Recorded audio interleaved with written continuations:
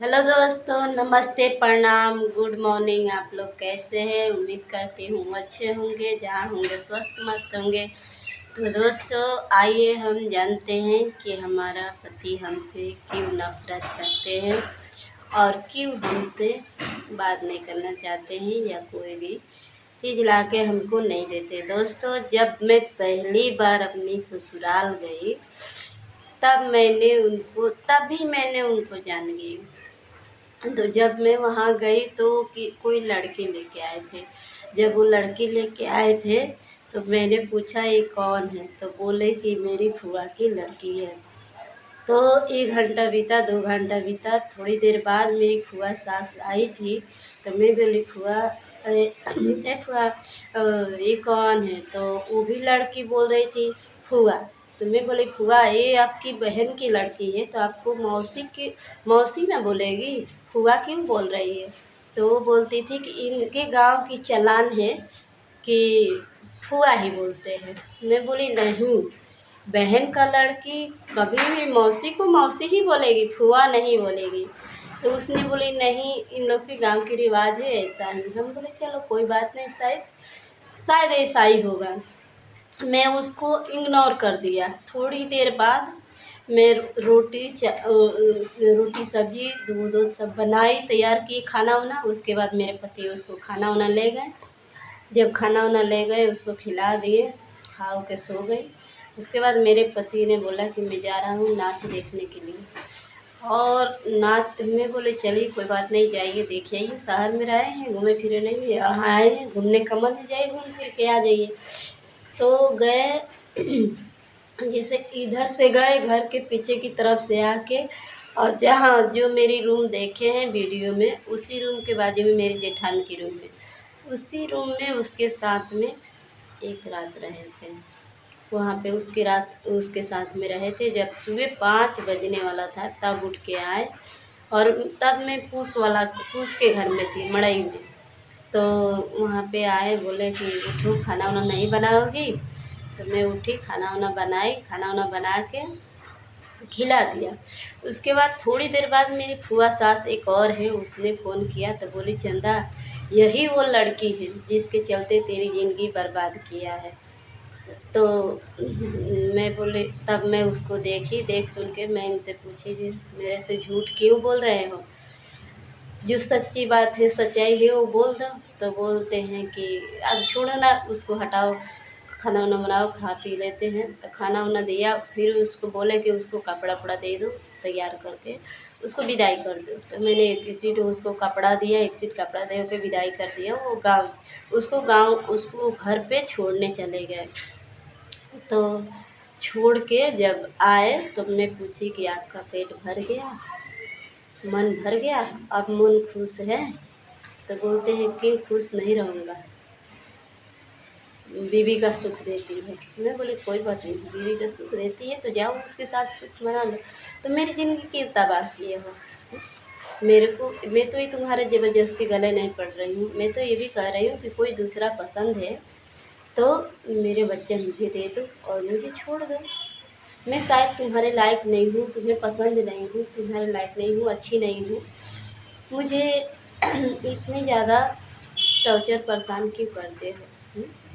दोस्तों, मैं उनसे एक बार पैसे मांगी थी।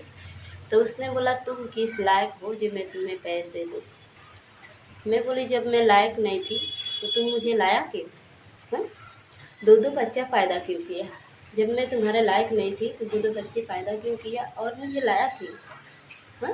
तो बोला कि तुम्हें रहना है तो रहो ना, वरना चुपचाप रहो, मुझे ज़्यादा बात करने की टाइम नहीं है। मैं बोली कोई बात नहीं।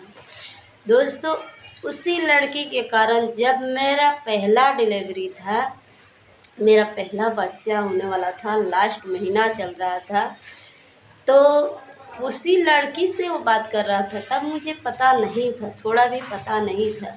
जब ये ड्यूटी से आया 9 बजे रात को, 9 बजे फ़ोन लगाया, 9 बजे से सुबह की 4 बज गया। 4 बजे रात तक उस लड़की से बात करता था। तब रिचार्ज की वो उतना एथी नहीं था, 100 रुपया 50 रुपया डालो पूरी रात बात करते रहो, ऐसा सिस्टम था। तो पूरी रात बात किया और उस वक्त मेरे को बहुत मन था मेथी का पराठा और भजिया वजिया खाने का। तो मैं बना के बोली चलो हम खाना खा लेते हैं। तो बोलते हैं कि रुको चलते हैं। ऐसे करते करते पूरी रात बीत गई और खाना नहीं खाए, हम वहीं सो गए। जब 4 बजा तो बोलते हैं चलो हम खाना खा लेते हैं। हम बोले रात का ताज़ी खाना बासी हो गया, अब ये सुबह में वो खाना कैसा लगेगा। मुझे नहीं खाना है, तुम्हें जो खाना है तो जाओ खा के और बिस्तर लगाए सो ही जाना, मुझे नहीं खाना है, मेरा पेट तो देख के ही भर गया है।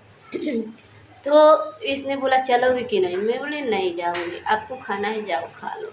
तो मुझे धक्का दे दिया, मैं फर्श पे गिर गई छत पे। तो मैं 27 तारीख को गिरी थी, 27, 28, 29, 30, 1 तारीख को तब 4 दिन 4 रात मैंने घर में दुख काट रही थी, छपटा रही थी, रो रही थी। माँ बाप तो था नहीं कि माँ बाप से कहूँ, सास ससुर भी कोई नहीं था क्योंकि मुझे शादी करके बाहर में ही लाया था, घर पे तो लेके गया नहीं था।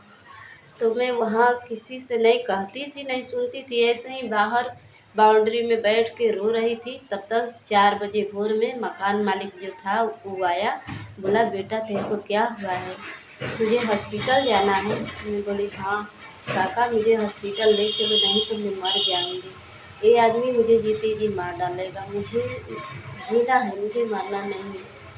तो मुझे हॉस्पिटल वो काका ले गए, सरकारी हॉस्पिटल में, मेडिकल कॉलेज सूरत में सबसे नामियर हॉस्पिटल है मेडिकल कॉलेज ले गया। उसी नाम से वहाँ के हॉस्पिटल चलता है।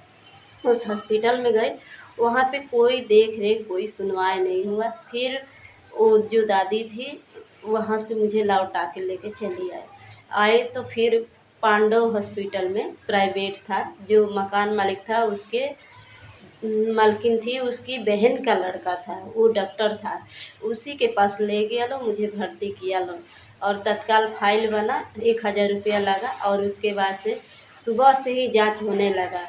जब 1 बजा तो डॉक्टर ने बोल दिया कि इसको कोई नक्की नहीं है कि कब क्या हो जाएगा और कि तो माँ बचेगी नहीं तो बच्चा बचेगा, बोलो किसको बचाना चाहते हो। तो अभी इसके मन में डर हो गया था, ये साइन वाइन कुछ नहीं करता था और चुपचाप बैठा था, कुछ भी करता ही नहीं था। तो फिर मकान मालिक ने साइन किया, बोला कि मेरी बेटी है, कुछ भी होगा मैं जिम्मेवार हूँ, मेरी बेटी है, मेरी बेटी समझ के इसको बचा लो और ऑपरेशन शुरू करो। ऑपरेशन हुआ तो ऑपरेशन होने के 5 मिनट पहले ये मेरे आदमी ने बोला था कि अगर इसको बेटियाँ हुई तो मैं इसको यहीं पे छोड़ के चला जाऊँगा, अगर लड़का होगा तो रखूँगा, बेटियाँ होगी तो छोड़ के चला आऊँगा। भगवान ने मुझे बेटा दिया, भगवान ने मेरी पुकार सुन लिया। मैं भगवान के घरे कुछ बिगाड़ी नहीं हूँ और ना ही किसी का मैं बिगाड़ती हूँ। मैं हमेशा नमक रोटी मिले, छुछ रोटी मिले खा के खुश रहती हूँ अपने ज़िंदगी में। फिर मैंने मकान मालिक ने जाके मुझे बोला नर्स भी ऑपरेशन हो रहा है, पेट खुला रहा है, बच्चा निकाल रहे हैं और पूछ रहे हैं आपको क्या चाहिए। मैं बोली भगवान ने मुझे पहला फल दिए हैं, बेटा देंगे तो भी खुश हूँ, बेटी देंगे तो भी खुश हूँ। अगर वो इंसान नहीं रखेंगे तो भी मैं अपने बेटी, अगर भगवान ने मुझे बेटी दे दिया तो मैं अपने बच्ची को लेकर के अपने मेहनत मजूरी करके इसी समाज में मैं भीख मांग के खिलाऊंगी, पर अपने बच्ची को पालूंगी, छोड़ूंगी नहीं। लेकिन मुझे इस गाड़ से निकाल दीजिए ताकि मैं अपने पैरों पे खड़ा हो सकूं। तो मेरी डिलीवरी हुई, ऑपरेशन हुआ, मेरा बच्चा लड़का पैदा हुआ। उसके बाद से आगे क्या हुआ नेक्स्ट वीडियो में आप लोग को बताएंगे, तब तक के लिए बने रहिए। इस इंसान ने हॉस्पिटल से 24 घंटा पे छुट्टी हो गया, हॉस्पिटल से आई, खाना पानी कपड़ा लता बच्चा सब कुछ देखी 24 घंटा के बाद। आजकल ऑपरेशन होता है 8-8 दिन तक बेड नहीं छोड़ते हैं। मैं वो इंसान हूँ, वो लड़की हूँ, 24 घंटा 36 घंटा के बाद मैं खड़ी हो गई, खाना पानी कपड़ा लता सब कुछ करी हूँ। टाका नहीं कटा था, टाका वैसे ही लगा था, पैर पसार पसार के सारी काम करती थी। 9 दिन के बाद 10वां दिन मेरा टाका कटा था। नेक्स्ट वीडियो में आप लोग को और भी आगे कहानी बताऊंगी। तब तक के वीडियो में बने रहिए और लाइक सपोर्ट करते रहिए।